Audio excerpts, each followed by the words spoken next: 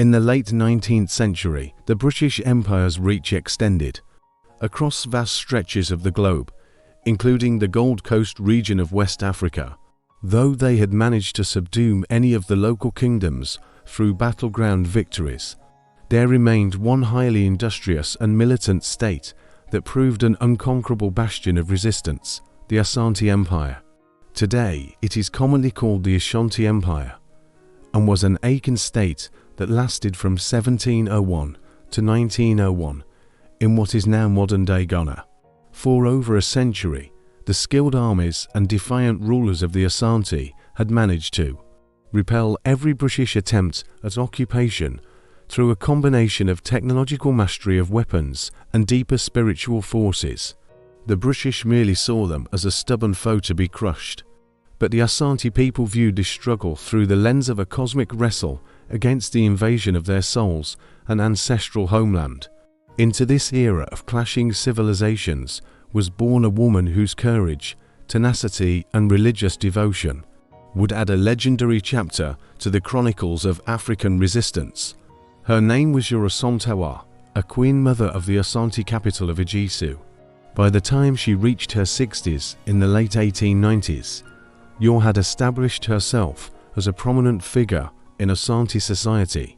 Not only was she a disciplined military tactician who trained young soldiers, but she had fully immersed herself in the spiritual traditions and customs of her people.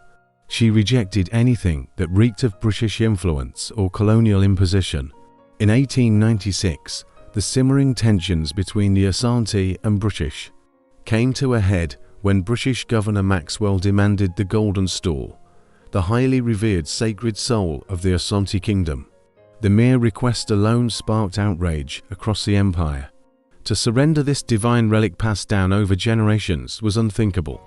When an Ashanti rebel militia to drive out a British fort, the empire was hit with severe retaliations and punitive sanctions. In May 1900, British troops even kidnapped the Asanahin, or king, in an insult that brought the kingdom to its knees. It was at this low point of defeat and humiliation when Yaa Asantewaa emerged as a galvanizing force. At a heated gathering of Ashanti rulers, she boldly grabbed a machete, raised it high, and issued a defiant speech rejecting British rule.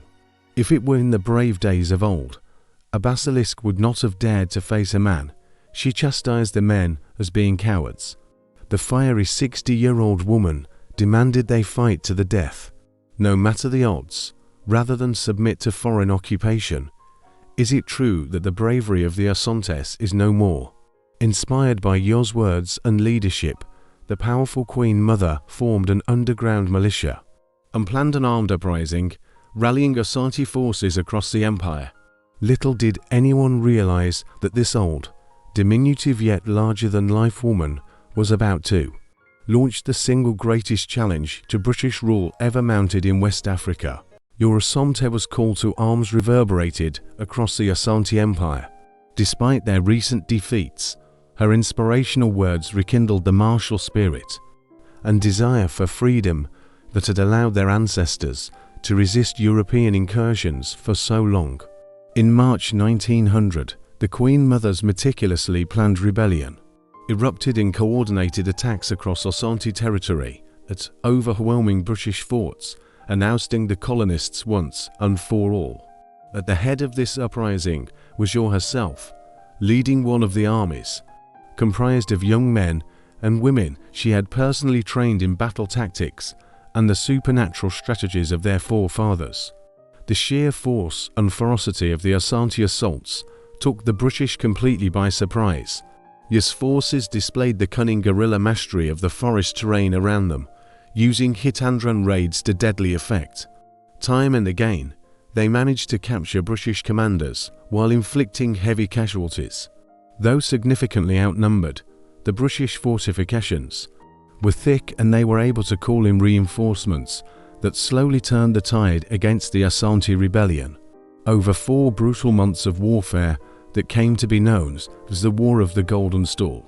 In one of the final major engagements in May 1900, the 60-year-old Yaa Asantewaa herself is said to have led the charge against British artillery positions, musket in one hand and a sacred Ashanti talisman in the other.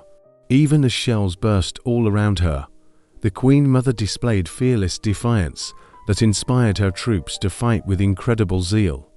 Ultimately, however, the British forces prevailed through their technological superiority as well as internal betrayals from Ashanti defectors who revealed the rebellion's military positions and strategies. In defeat, Yaa Asantewaa was captured and forced to march for over a month to the coast, before being exiled over 4,000 miles away to the Seychelles Islands. Though victorious on the battlefield, the British realized they could never truly conquer the indomitable spirit of the Ashanti people, facing Yaa's merciless uprising. As a final compromise to avoid reigniting future conflicts, they returned the golden stall and allowed the Ashanti nation to continue existing as a protectorate. For her role in leading the greatest onslaught against colonial occupation seen in West Africa, Yaa Asantewaa became eternally enshrined as the soul of Ashanti resistance. Her very name invoked the sheer grit, spiritual fortitude, and devotion to the land embodied by her people's fight for liberation. In the decades that followed, the legend and spirit of the indefatigable 60-year-old Queen Mother, whose very presence on the battlefield personified ferocious opposition to British conquest, made her an iconic inspiration for resistance movements across Africa and beyond.